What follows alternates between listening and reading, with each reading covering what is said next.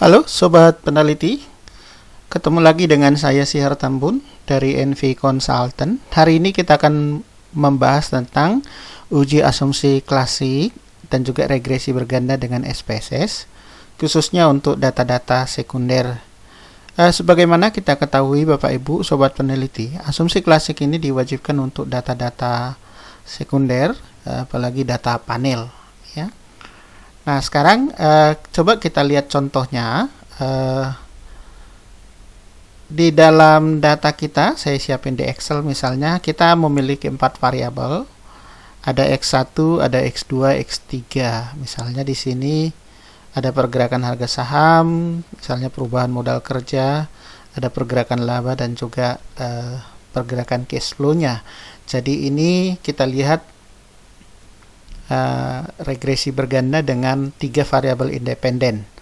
Oke, sekarang kita input data ini, masukin ke dalam SPSS. Kita buka SPSS-nya dulu. Oke, SPSS ada 2 sheet di sini, variable view dan data view. Oke, kita bisa yang pertama ketik di sini adalah variabel y-nya, panah bawah, kemudian X1, lalu ada X2, lalu ada X3. Nah, Bapak Ibu mau membuat label di sini, misalnya pergerakan harga saham, ya silakan boleh ya. Tidak juga nggak apa-apa. Untuk contoh ini kita tidak usah pakai label. Nah, kita sudah input nama variabelnya, kemudian klik data view, kita masukkan data yang dari Excel tadi. Kita copy.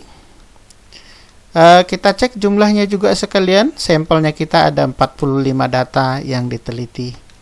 Oke, saya copy, saya masukkan ke dalam SPSS datanya. Oke, paste. Nah, sekarang sudah tersaji datanya Bapak Ibu Sobat Peneliti. Kalau kita mau melakukan uji regresi dan sekaligus melakukan cross check terhadap uji asumsi klasiknya, baik itu multikolinearitas, autokorelasi dan heteroskedastisitas, kita run caranya seperti ini. Analyze, kemudian kita ambil regression, ada linear, ya. Saya reset dulu. Ini posisinya ke variabel dependen, lalu ini ada 3, kita bisa blok. Oke. Langkah selanjutnya Bapak Ibu, bisa kita klik di sini statistik, lalu kita klik Darwin-Watson-nya nanti untuk mengecek autokorelasinya. Continue dulu, lalu klik juga yang plotnya untuk melihat penyebaran datanya nanti, baik di histogram maupun normal probability plotnya. Kemudian sebaran datanya nanti untuk heterosnya, ngeceknya kita bisa menggunakan misalnya ini masuk ke sini. Sorry, saya ulangin. Oke, misalnya seperti ini ya, S-Receipt dan Z-Spread. Nah, kemudian kita continue, lalu oke-kan. Oke. Ini dia hasilnya, ya, tampilannya seperti ini ya, SPSS 25. Yang pertama Bapak Ibu, kita cek dulu, ada yang namanya multikolinearitas, ya. Multikolinearitas. Secara sederhananya, multikolinearitas ini adalah untuk mengecek apakah ada kesamaan data, pergerakan data dari variabel antar variabel independen. Jadi kalau ada 3 variabel independen yang kita uji, jangan sampai antar variabel independen itu memiliki pergerakan data yang sama, error yang sama, dan lain sebagainya ya.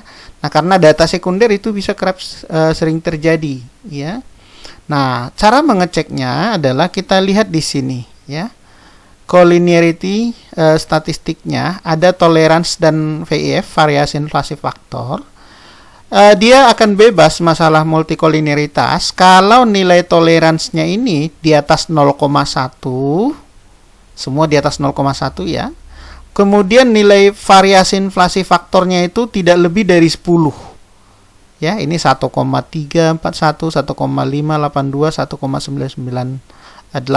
Nah, jadi artinya ketiga variabel ini X1, X2 dan X3 lolos dari masalah multikolinearitas. Itu yang pertama. Yang kedua, kita juga harus mengecek autokorelasi dengan nilai Durbin-Watson. Ya, kita lihat di sini nilai dari Durbin-Watson itu ada 1833.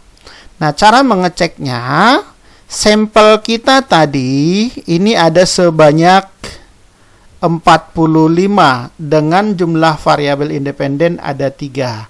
Nah, sobat peneliti, kalau jumlah variabel independen yang diujinya 3, kita cek di tabel Durbin-Watson-nya itu adalah di kolom K3.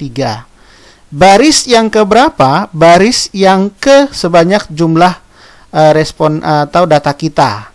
Misalnya data kita tadi ada 45 data, kita cek di sini ada angka 138 untuk DL-nya, Durbin-Watson lower-nya.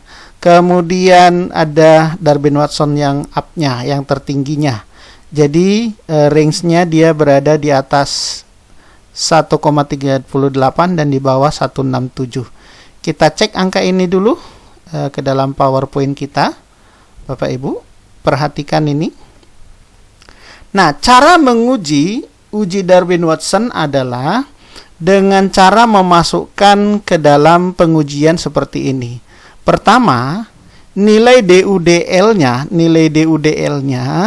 kita masukkan ke sini. Jadi ini ada rumusnya ya.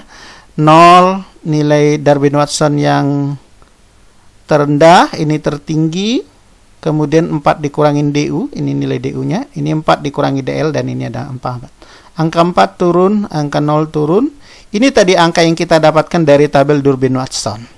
Ya, 1,38 DL-nya, 1,67 DU-nya. Nah, kemudian 4 dikurangin DU adalah 4 dikurangi 1,67 hasilnya 2,23. 4 dikurangin DL, yang ini DL-nya, hasilnya adalah 2,62. Nah, selanjutnya kita cek tadi nilai Durbin-Watson-nya di mana posisinya. Kalau misalnya posisinya di sini, jadi misalnya di bawah 138, itu berarti mengalami autokorelasi negatif. Kemudian kalau di sebelah kanan sini, ini sebelah kiri, kalau dia di atas 2,62 sampai dengan 4, itu berarti ada masalah autokorelasi yang positif. Nah, yang baik itu kalau dia berada di antara 1,67 dan 2,23. Bagaimana pula kalau hasilnya di antaranya ini atau di antaranya ini? Itu adalah daerah abu-abu, ya. Masih ingat tadi hasil uji Durbin-Watson-nya berapa? Kita cek kembali di SPSS-nya.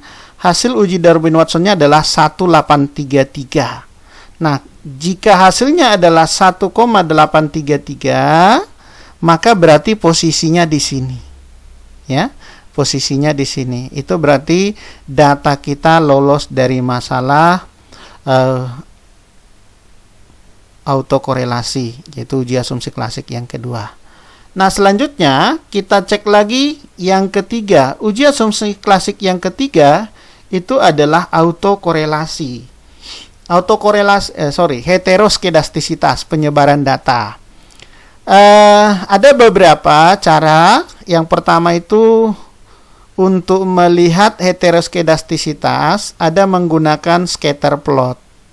Jadi, jika datanya tersebar secara acak di atas 0 dan di bawah 0, kemudian datanya juga tidak membentuk pola tertentu atau berkumpul di satu titik atau membentuk pergerakan data yang sama, kalau terjadi hal demikian berarti ada pelanggaran heteroskedastisitas, ada masalah. Tetapi kalau datanya menyebar seperti ini nggak ada masalah. Nah, tetapi ini hanyalah salah satu cara ya. Misalnya kita coba cara yang kedua yang sering dikenal dengan uji Gletser, khusus untuk uji asumsi klasik yang ketiga, yaitu heteroskedastisitas ini. Nah, coba kita periksa, coba kita analyze regression linear. Oke, coba kita lihat save, Bapak Ibu, sobat peneliti, kita klik dulu, kita keluarkan dulu nilai residualnya. Sudah, continue. Kemudian oke kan. Kita mau cek dulu datanya di SPSS kita. Ini nilai residualnya sudah keluar. Oke, kemudian kita transform ya. Angka residualnya itu kita absolutkan ya. Saya buat namanya misalnya absolute residual.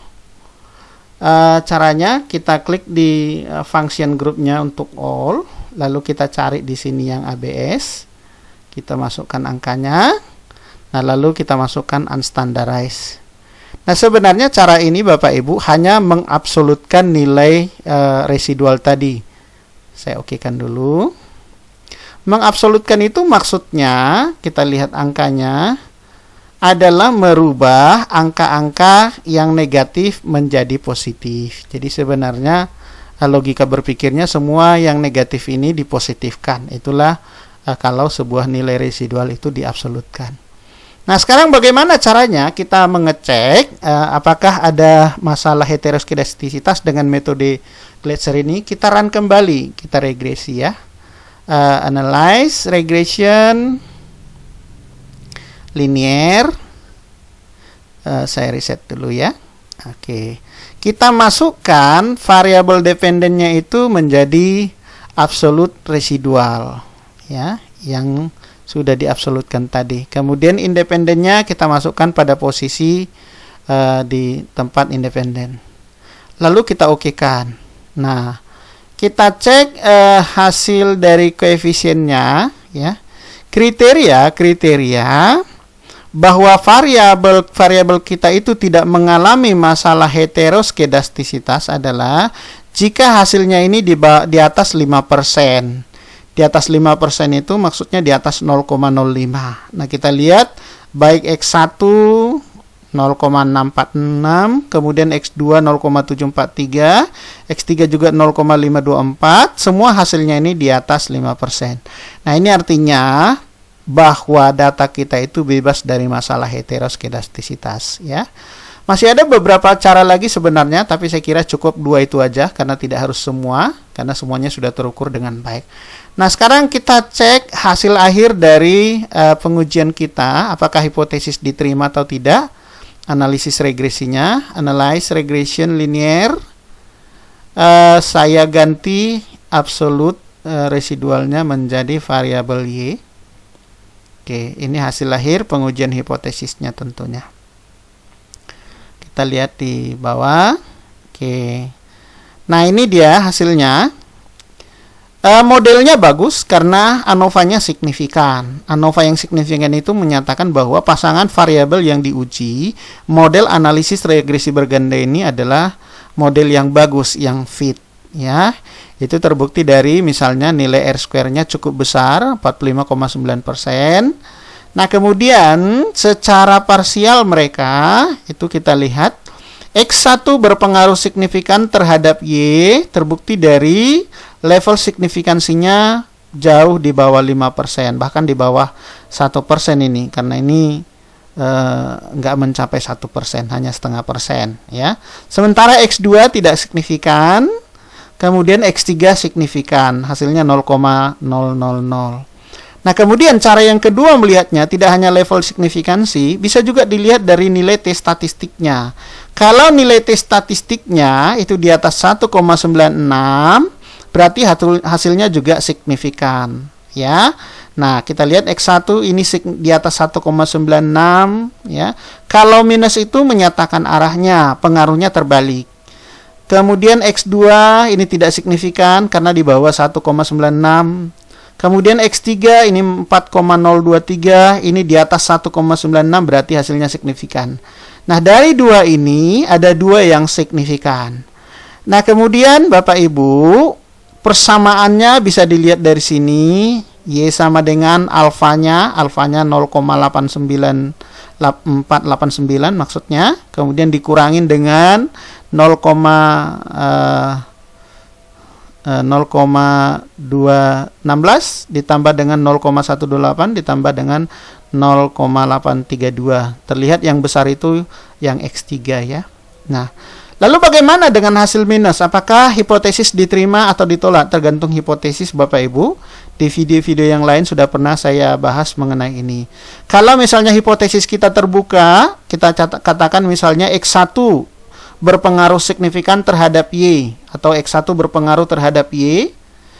Kalau hipotesisnya seperti itu artinya hipotesisnya terbuka. Artinya apa? Kalau hasil nilai tes statistiknya itu di atas 1,96, baik itu positif ataupun negatif, maka hipotesis wajib diterima. Kecuali kalau kita menyatakan misalnya X1 berpengaruh positif, nah lalu hasilnya negatif, maka itu hipotesis harus ditolak. Nah seperti itu ya, gampang Bapak Ibu semuanya dalam mengerjakan proses uji asumsi klasik. Uji asumsi klasik Bapak Ibu lazim dipergunakan untuk menguji data-data sekunder. Demikian Bapak Ibu, jangan lupa subscribe channel kita untuk kebaikan kita bersama, supaya Bapak Ibu juga menerima notifikasi setiap kali saya mengupload video yang terbaru tentang edukasi dan juga tentang metode penelitian. Terima kasih.